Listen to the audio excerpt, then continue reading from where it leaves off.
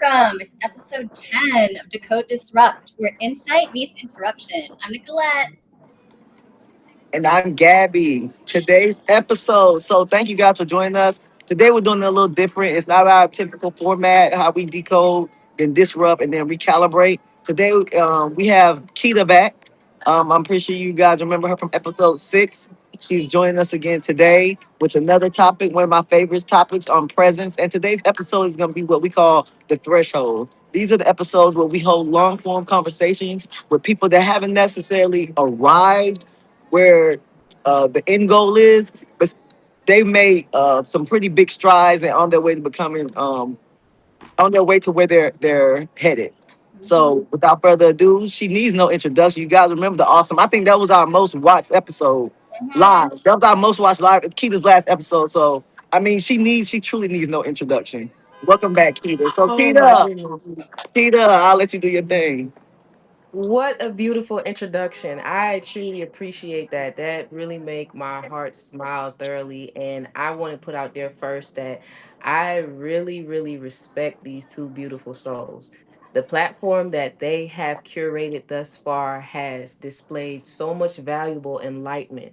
So if you guys, if this is your first time, please don't allow this to be your last because you would definitely carry away some gems. You would definitely carry away some insight because these are subject matter experts who don't just talk it, but they have lived it. So they embody it, and that energy exudes through everything that they say, through their articles, through their posts, and who they are as people, individuals, and it's beautiful souls. So y'all tune in for this time and forever more coming. So I want to thank y'all so Oh, much. thank Thank you, you. Keita. That means a lot, For especially real. coming from you.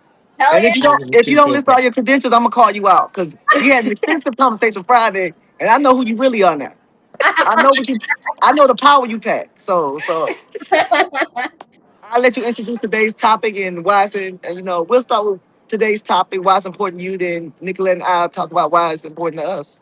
Mhm. Absolutely, absolutely. So, it's funny because when you hear people say the word presence, they immediately talk about meditation. Like they immediately just want to get into this place to where they want to get in this Buddha pose and put their hands up like this, as Phil said, that they're doing something. But um, it's more than just self care. And what I had to do when I came in a moment of presence is really trust myself. And when I start to hear my internal voice and actually know what my internal language is. And by me knowing my internal language, it's more so about the mind and body congruence. So, not just so much about what things are going on outside of me and me analyzing the exterior, but more so me doing a deep analysis and a deep gut check and a deep mind check and soul check of what's going on internally and how it blends with everything that I interact with. So presence has allowed me to just really take the time to not just slow down, but to take up space and to learn me in its most fluent, influential mode possible. Because we're heavily influenced by all the things that's outside of us. Yes.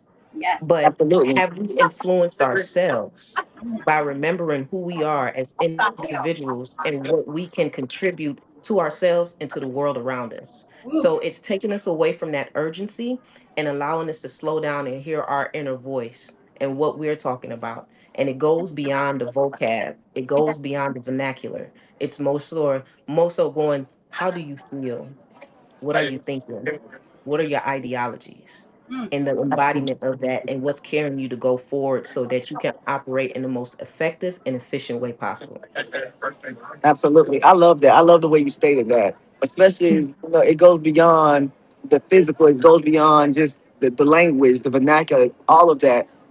It takes true embodiment and it truly takes you knowing yourself. A leader of presence is someone that's so not even it's not even confidence, it's a grounding. Someone so grounded in themselves, their morals, and their self-validation. Mm. You know what I'm saying? I think a lot of times from outside looking in, you'll see someone with a strong presence and then you'll gravitate to them naturally, right? Or something, whether that's for, to follow or to sabotage. But I think those people are some of the most misunderstood people because presence takes knowing thyself. Mm. Yeah. 1000%. So I totally agree. yeah, and that's why this topic is important to me. I think presence is one of the most misunderstood traits of someone. People see people with presence and make so many assumptions about who they are, what they do, how they got there. You know what I'm saying? But I think this episode, what I really want to drive home when we're done, when this episode's all said and done, is presence takes a lot of internal work. It takes a lot of introspection. You see it and you think you want it, but do you have the tools within yourself to get to where that person is? Got? Because what makes that person's presence stand out is different. What is going to make your presence stand out? Because it's about self. So I mean, those are my thoughts on it, Nicolette. First of all, Keta, like you're so mellifluous when you speak. I feel like you're just like in a cipher and you got bars, but it's like, Bars. I'm just like percolating and my soul is just like, so, okay. Bars. I appreciate Presence for me, y'all, is ironically, I went through so many trainings and taught people and created mindfulness classes in the Bay Area, it. but this bitch wasn't mindful. Because I was like in survival urgency mode, trying to get from one class to the next, pay my bills in the Bay Area, where I was dysregulated before nervous system regulation was even a term. Okay. Mm, Wow. So when Keta says mm, sitting on your cushion with mudras, I taught all that and I believed in it. And now I'm disrupting it because none of that needs to be there. None of that fancy stuff. It literally is stillness, sitting with yourself, turning off the phone, saying no to everyone, which is hard to do, but we have choices. So we're going to unpack that and learn directly from Keta about that. yes, a Okay. thousand percent. So with that being said, the urgency piece and also taking other people's ideology kind of sometimes skew how you feel about yourself. And I say that because I give a good example from me being in the military. Sometimes we take on all the checklists and thought processes and the way of life that others have lived outside of us, and we haven't gotten to the point to where we learn our way of life and then apply it generously to what we're doing. So it's kind of like a reverse type of role. So you get your eval, and your eval, you're supposed to write about your eval, and when you're writing on there, you're trying to articulate to somebody else how you want them to feel about you in order for you to graduate to the next level, or for you to get rank, and things of that nature. But you haven't learned to rank yourself. You haven't learned to really understand who you are. What are your awards? How have you decorated yourself? What have you done at the end of the day in order for you to feel rewarded for your actions, how you thought, what you ate, your activity, your movement, how you communicated with people, what you digested in? All of that deals with some type of health in some retrospect. But what you have to do to get there is stillness, Mm, presence, for you to be grounded enough to hear how you sound instead of it sounding like noise, and you ignoring yourself, and you want to hear everybody else, and you're a subject matter expert and people who don't even know you. You don't even know who you are. So it's Yeah, kind of like they're walking around walking zombies because yeah. they don't know them. They don't know who that's they true. are. They haven't embodied who they are.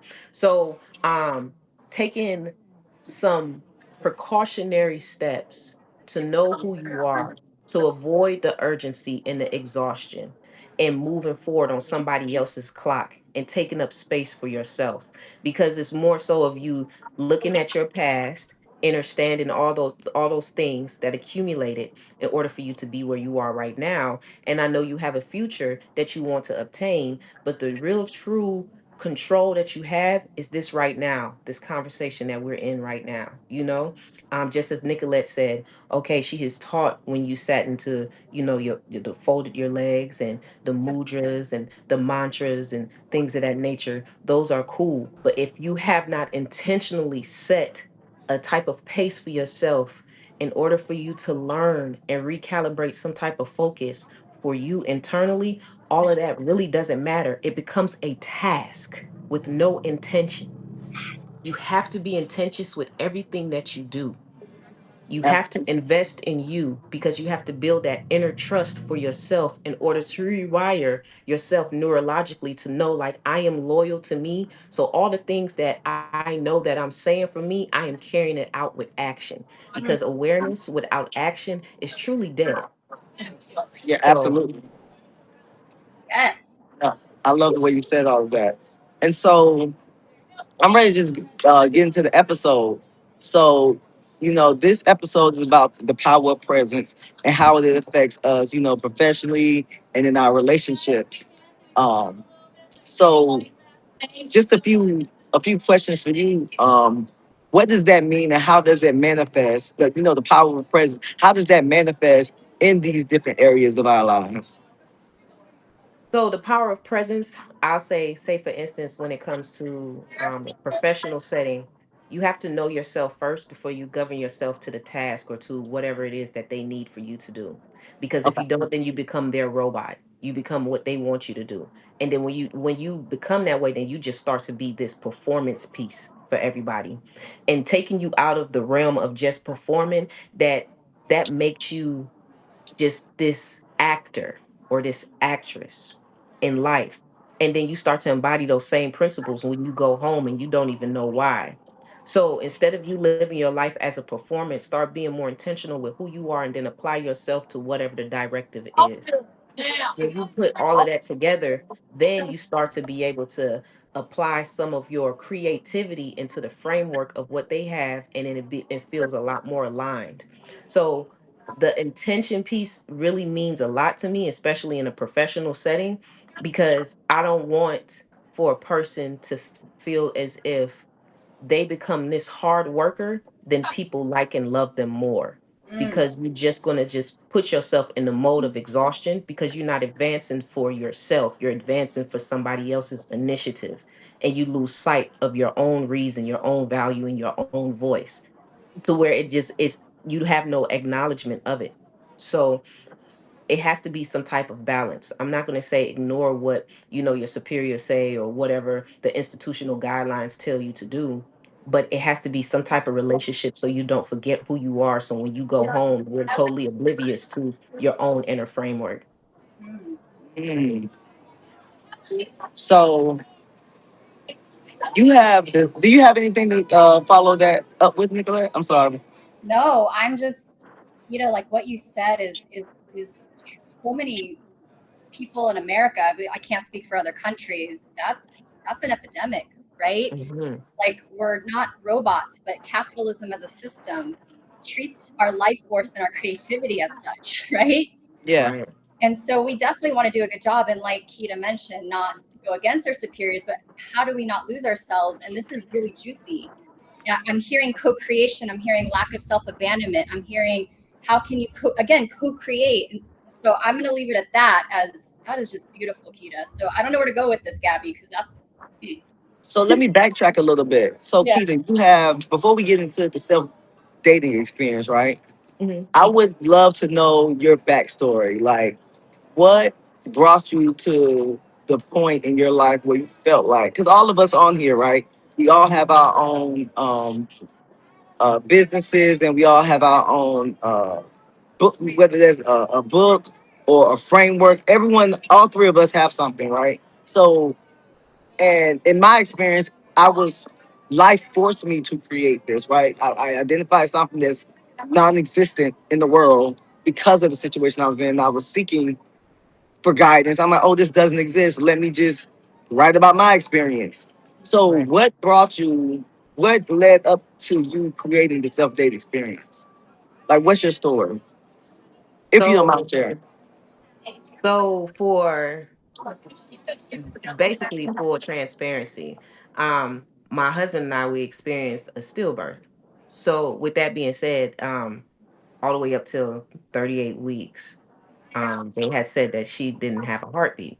So with that being said, they had to take me out of the mind frame of like so much of like a victim, but more so of victory of victor, A victim. because I was able to carry an angel. So I had to really take my mind and know my position and role in being present, and not feeling like I had to force myself to heal in order to navigate the things outside of me. It forced me to know who I am. It forced me to build a better relationship with myself. It forced me to, date myself in a way that I didn't know was truly possible. And that was grounding in itself, you know?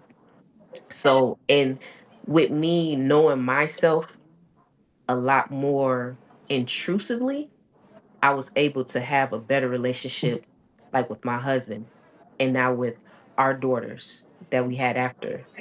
Um, so it taught me so many things for me to be present, because it was one question that my husband had asked me at a time, and he told me that he said, um, "So what do you like? What do you want to do?" And this is like when I came out of active duty, and you know what? I couldn't answer him at that time. I had no answers because I had no clue. And for a while, I beat up on myself for that.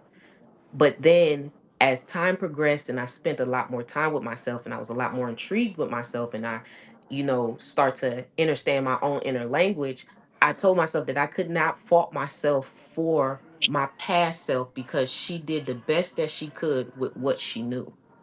But it took for me to be still. It took for me to be present. It took for me to show up for myself in order to understand these steps and understand what was going on at the time.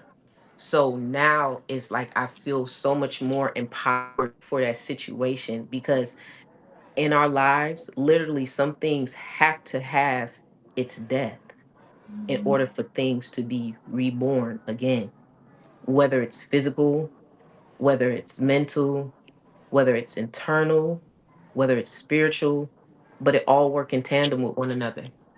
So that was the most prolific thing that occurred in order for me to develop the self date experience. I had to date me. I had to know me. When you go out on a date, what do? You get dressed up in your most finest linen.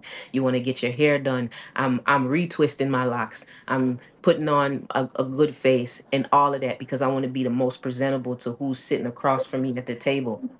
But what if a mirror is right across from me? Am I going to appreciate the reflection that I see? And it's not just from an aesthetically pleasing standpoint of view, but what I have cultivated inside as well. Do I like what I'm thinking? Do I like how I'm feeling? Do I like the emotions that I'm embodying? What type of energy am I radiating out? Those are the things that I really had to hone in on and really pay attention to and cultivate an environment that I wanted to be in, because this is the housing that I'm living in for the rest of my life. And then I start to recalibrate how I feel about my memories at that point, because at first my memories were triggering, right? They was traumatizing. But when I start to date myself, my memories start to become a place of presence as well, and not a place of being a victim. So all of that embodying within one another allowed me to cultivate a better position for me to live in this body, this territory, this domain that I call Keda Shea. Yeah. Wow, Keta, thank you so much for sharing. What comes up for me with your share is there's a lot of shame around things with miscarriages and stillbirths, right? Or Mhm. not a lot of space holding, perhaps, and support. Like people don't know what to say. I can't speak for your experience, but I'm imagining the awkwardness or the pain of Mhm. how's your baby. I can't even imagine that. And not to turn it into victimhood. In previous episodes, I've mentioned we can't control our circumstances. All we can control is inside, Right. y'all. Like, and Kita just so graciously shared one of the very tragic and heartbreaking story that was her reality. And Mhm. yet she turned it into, as an alchemist does, I don't know, into this amazing program, which we're going to get into the details later. But do you see how she looked at herself holistically? She didn't blame anyone. She didn't have, Yeah. she might have experienced moments like that. Again, I can't speak for her, but just in Mhm. that share, Kita, like, wow, I'm just, oh, I have no words. Thank you so much for sharing. Yeah, thank No you for sharing that. worries. Thank you. That was very vulnerable, and I'm sorry for your loss. Mhm. And I'm happy that you were able to go and like uh, Nicolette said, you were able to go into a grounding space. You chose to look at everything holistically, you know. So you went and you grounded yourself and and healed yourself out of that. And through that process, you know, sometimes it be the greatest losses, the biggest tragedies, the major setbacks that birth something new in you. You know what I'm Mhm. saying? And from that you develop the self dating experience.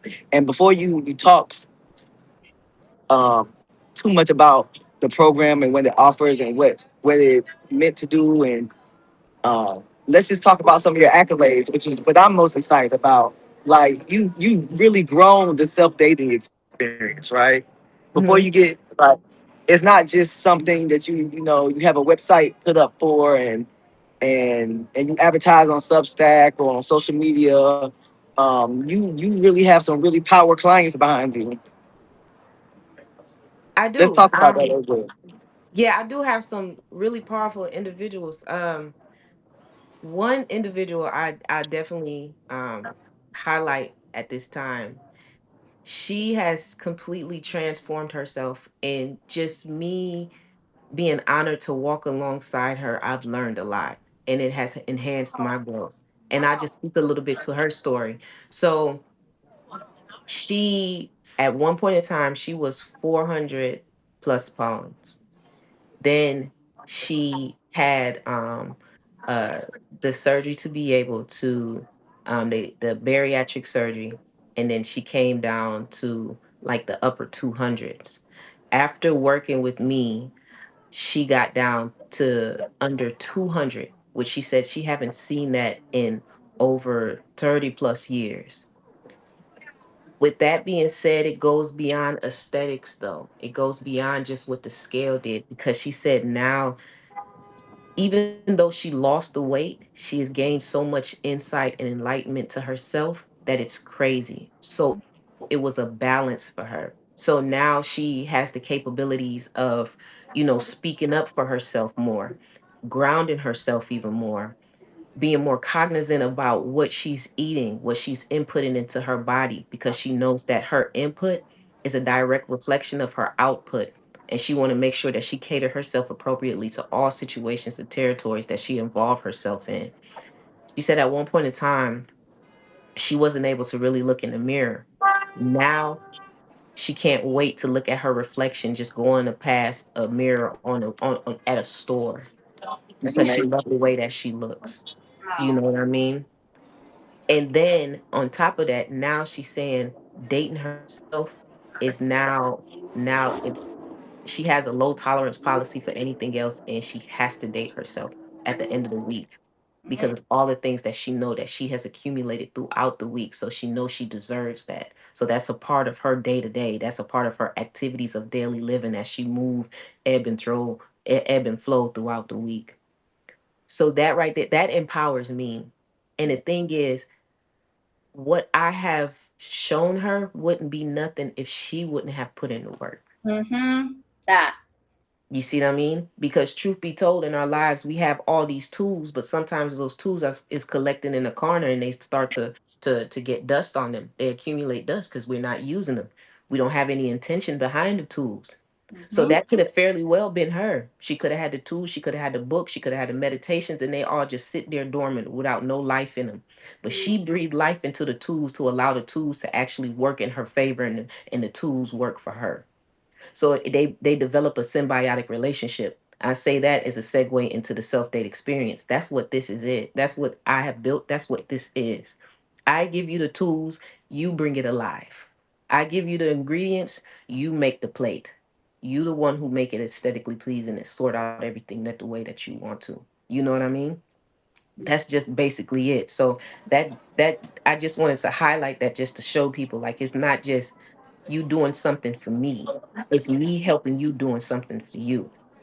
We out here, we always want to talk about, all right, we're going to school, we're going to these institutions, and we're getting degrees for, whether it's mathematics, hey, it could be accounting, or it could be sports medicine. And that's fine and fantastic. All those are frameworks of outside of ourselves. But with my framework, I want you to get a degree in you. I want you to know you. I want you to master you to the point where you have a PhD in knowing self. Mm, So that's my whole ideology behind the self date experience. I love that. I yes. love that. Can I add, like, in my experience of offering coaching and being with, coaches for 15 years, Keda's like whole approach, he gets it. Like, you have to have, like, if you're gonna do something, you're putting skin in the game. You're putting your money, your time, and your energy. If Keta's showing up for you, you got to show up for yourself. So I'm glad you pointed that out, because we can't do the work for you. You got to meet us halfway, right? So I'm hearing that. And then also, you can have all the tools in the world, but when you have too many tools, how do you know how to titrate? If you don't know that word, titration means letting go of a practice that you outgrow, that no longer serves you, and you're just checking it off a box. And like Keta says, there's no intention, there's no value. You need to know that. And when you know self, you know what's for you, you know what to let go. You need less because you're more tapped in. You can tune into source. You don't even need a tool. So I don't know. That's just my 2 cents. That's so true. Less is more. Truth be told, less is more. Like, you don't need all these things, because when you start to involve yourself with you, then you start to remember what you need, and you see that you don't need so much. You need to be light. You need to be as Yeah. light as a feather. You know what I'm saying? Even with your heart, you need to carry your heart, be light. So that's why I say you got to remove a lot of that baggage, a lot of that, the triggering trauma. Don't get me wrong. Things happen in our life. Adversities do happen. I totally understand that. But the thing is, you may not be able to control the adversity, but you can control how you apply yourself to what has happened to you, and to alchemize it, and to move forward from it, and to become a better entity because of what has happened to you. So you can have that testimony to share. Because if I would have still held on to the point to where, oh, okay, we lost our daughter, I don't feel like she's a loss. And truth be told, she's a guardian angel. That's a gain in a whole different realm that I'm not existing in right now, but she is. But she's so tapped in, and we're linked together to where she can navigate places and territories that I can't see yet. But since we're able to work in tandem with one another, then that allows me to know her, she know me better, and I know myself better throughout this whole process. And in turn, that makes me better. So that's that's my piece on that. Mm, I love that. I love that. And like you said, we've all gone through adversity. Not this episode is all about you, but yeah, even when you know calibrated chaos, it was birthed out of adversity. It was. I think it was birthed more out of conflict than adversity for me. Yes, The talk to warring, us. Talk to me. let us yeah, know. the warring of my two sides. I have a lot of duality to me. My job requires me to be systems thinking, logical, strategic. But naturally, I was born to be a creative. Naturally, so Mhm. it was a conflict between the calibrated side of me and then the creative side of me. You know what I'm saying? And they would clash. There was time where I lacked creativity, and then there was time where I would bring too much innovation and creativity to the systems. Right? Mhm. Oh, we don't move that fast. I don't know if you know anything about the military, but the government moves slow. It is not the Yes. civilian sector. The civilian sector, they innovate overnight. The government, Mhm. they need a 5, 10, 15, 20 year plan. So the So creative side true. will bring too much innovation, and so it was more of like trying to balance a conflict, an internal conflict, if that makes sense. Mhm. That's what a better word. But I love that. I wish I would have had a Keta and a self-dating experience. To help But me. Exactly. yeah. But intuitively, honestly, it's intuitively. Once I was able to work out again intuitively, I just started working out every day. Intuitively, I just started eating right. I feel like once you, like you said, when you develop that, take that time to self-reflect and be alone and do that introspection, you know what to do internally. Internally, you know what to do. You know what the next move is. You don't need a coach to tell. I'm not just let me because we're all coaches here, right? So let me not say you don't need a coach. But like I think for a lot of us, like internally. For those of us with the discipline, for those of Mhm. us who know how to introspect, for those of us who know ourselves intimately, we know what our next move is. You know. And so intuitively, I just started eating right. Like a lot of the stuff for me was just intuitive. You know.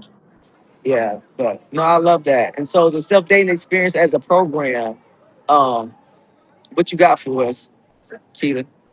So, so preliminarily, the self date experience experience is an 8-week program. So we chop it up into 4 segments. So 2 weeks we have a hyper focus on something. And that's in order for you to actually get the information, because I'm not just a deliverer of information. I want you to be able to apply it generously to where you know what's going on and how it works for you. So I am so hyper focused on alignment. It has to be aligned. It must be alignment as to why we're here right now. It has to be alignment as to why you chose the program. So throughout the program, I want you to understand the framework of the alignment a lot more thoroughly and a lot more intricately, so you know who you are. So with the self date experience, first I set you up with your nutrition plan where you see what your your caloric intake is supposed to be on a daily basis, and you hitting your macros with what you need to eat. So we build out all your meals and everything like that through your nutrition plan. Then it's your exercise and your fitness plan. How many times a week you're gonna work out, and this is based off of the initial questionnaire that I asked you at the beginning, and we build that out. Do you want to build muscle? Do you want to lean out? What you trying to do? You trying to pick up weight? You trying to put down weight?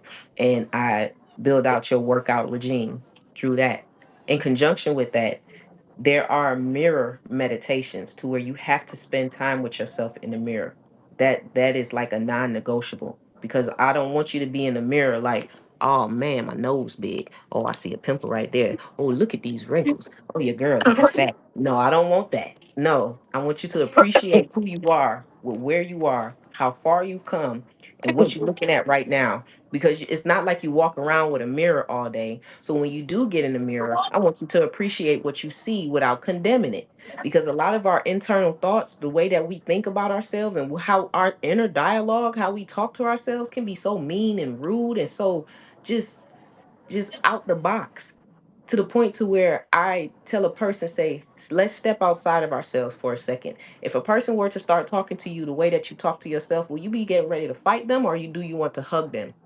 And then they start to I like that. start some things start clicking for them, right? Right. So after we do that, and then they go through that whole protocol, I also have the self date experience book. So you go through the book and you sit down and you be intentional about your journey. Journaling. There's going to be a lot of exercises in there that's going to allow you to be inclusively understanding yourself, your movements, how you think, what you do, and your embodiment throughout the day. So it's going to allow you to log all that so you can see that and you can reflect upon that, in days to come. Now, once you have had a successful week to where you have been eating right, where you have been exercising well, to where you have been doing your mirror meditations, and you have been doing all your logs into your journal, then we curate you a date, a self date. What are you going to do for yourself? You have to reward yourself, because it's a compounding effect. You don't want to keep putting in all this work and you don't have no rewards because you feel like you're not advancing anywhere. So it has to be a symbiotic relationship of you working, but you also resting, because resting is a part of the work, in conjunction with you receiving the awards and the rewards of going on a date for yourself. So what do you like to do? What do you want to do? How creative do you want to be? Do you want to tap into your creativity, or do you want to go for a walk in the park by yourself? You know what I mean? And talk to you in a way to where you hear your thoughts and your inner dialogue and what that means. And you start to listen to it, you start to build it out, and things of that nature. Okay. So that's the main consensus of the self-date experience. And on a daily basis, and prior to me getting to that piece, I'm not just throwing a workout in a nutrition plan at you and I'm like, I'll holler at you later. No, I'm talking to you every day. I'm pretty intrusive. Okay. So I'm sending you encouragement all the time. You can always reach out to me. We have a one-on-one call every week to see how everything has went. And then if we need to build upon that, if we need to make some modifications, we definitely do so. And then also as a group, on a weekly basis, we come together as a collective and we talk about our wins, but we also talk about the things that we need to improve on. You know what I'm saying? Because it's a balance. Just like Gabby said, it's polarity and duality to everything. And we all have the power of free will at the end of the day. How are you going to look at your decisions? Are you going to love yourself for your decisions, or are you going to torment yourself for the things that you had decided to do yesterday? So that's what we're looking at. I like that. And So okay, I need to say something because again, having been in the wellness world, Keda's got it locked in, y'all. Like I appreciate everything, everything. There's behavior coaching, there's modification, there's not just superficial the way you look, there's accountability, there's support. Also, too, for the divine feminine energy, regardless of gender, can you rest? Can you receive without guilt? Do you know that's why yeah, we have a huge imbalance in relationships with self and others? Because of that. So the fact that she built that in and she's intrusive, y'all, like, don't sleep on this. Like, I think I'm gonna join because that's all I gotta say. I appreciate that. I truly do. That makes me feel. That makes my heart smile. If y'all can't tell, my heart is smiling right now. You're a gift, like what you're doing, and to actually build yeah, you are. You are. like she did this, like people conceive it and think about it, but she did the work, y'all. Like there's so much here. She thought of everything. It's beyond holistic. I appreciate that. I really Yeah, do. it is. It truly is. And if Thank you you. follow her program to it too, you not only grow into the best version of you, but after becoming the best version of you, you know, your confidence naturally is there, which means your presence increases, which means your Mhm. willpower and your desire to do and to go after your dreams is going to be there. I think it just makes you a more successful person. I think Keita has the perfect recipe for. If there was a perfect program, and because I know Keita and I know how much she pours into, like pours into her program and everything. And I know she's not just selling you a dream or just trying to sell you a book or some program that she's never gonna, hey, log into this website and do this with that, self-paced. Like she's there with you every step of the way. You have no choice but to grow, you Mm, know, that so I appreciate that. I truly do. And the thing is, I want you to grow beyond the program. I want you to grow beyond the 8 weeks. I don't want it to just be 8 weeks and done. I want this framework to be instilled. So, um, I'm building, and it's close to completion, the Self Date Academy, which is going to be a year long. So throughout the year, it's going to be adversities that come. It's going to be good days. It's going to be bad days. But I want you to know who you are through all the days. I want you to be yes, able to be grounded through it all. So if something triggering come, I want you to know what your mindset is and how you can apply it to whatever it is that you're going through, so you can remain you and not have this out of body experience that you cannot control due to aggression and due to you being mad, due to you being upset, and you get to this boiling point to where you regret some of the things that you have done or you have said. So we definitely gonna go into that, figure that out, work through that, make sure that you are good through any situation and through any environment. So that's coming online very, very soon. I love that. August 1. love that Make so sure, much. yeah, make sure you keep us updated. We'll definitely use a Decode Disrupt episode to shout you out and let everyone know when the official start date is, the link. We'll do one of those commercials like the YouTube video where you talk in the middle of the episode. I appreciate that. You know, I love that. I appreciate yeah, that. yeah. You know, I wouldn't want to do it nowhere else but with y'all, because y'all Oh have the no, best energy, the best spirit, everything. man, So how we work together, how we talk, how we flow is limitless, and it's nothing like it. So it no, can't be nowhere else but here. Nowhere else. I can't I do it like it. nowhere else but here. I like it. I like it. Yeah, for sure. You gotta let us know when that drops because I'm thinking about signing up myself. I mean, there's For always sure. there's always room to grow. You know. And I want to learn For how to sure. receive more. Like Oh I yeah, that too. Oh, I do need to have a level scene. with support and to have Kita support. Damn, y'all, like Yeah, be there, girl. absolutely, absolutely. I Yes, love that. I exactly. love that. All For right, Um, sure. a moment to say hi to everyone in the chat. Like we got 20 beautiful souls up in here. Thank you, thank you. Dito, really appreciated you sharing. Kita, like, didn't know your story. And Marlena, of course, because like she's saying Gabby's on location, like I said, she's taking us on tour. She's cool. Yeah. no, I'm not taking you on tour. I just happened to have a scheduling conflict that I didn't want to get in trouble, so I had to make something happen. Yeah. So And I had to adapt on the fly. exactly. And thank you, Janika, for your comment. We're connected to the Most High. That's our inner compass. That's the tool, right? Yes. And 1,000%. Lexi says, write in your dream journal. And Goddess T. Marie said, yep, beyond holistic. So thank you for your energy. Gabby, where are we going from here? Oh man, I have nothing else. I mean, if Keita has any parting wisdom, um, I think that's the episode. Okay. Really quick, Okay. I just want to know, what do y'all do as far as dating y'all selves? Oh, That's my last thing. you want to go first or last? I'll go I'm last. Thank you. okay. Okay, yeah. So, for me, but fitness is my number one. You know, I've told Keita my story, and I've expressed a little bit on here. I took some really bad leg injury, lower body injuries, both knees and ankle. Had to basically had trouble walking. I was, told that I would have to come to terms with my reality, that my walking would get progressively worse and I'll never return. And I had to fix myself. So, I've been weightlifting since 14. I started in high school, weightlifting at 14. And then I didn't take fitness as serious because, muscle memory. Once you have muscle memory, and then I started boxing at 23. So muscle memory, like you could drop weight like this, especially once you learn how to box. We could drop 10 pounds in a week and it's normal.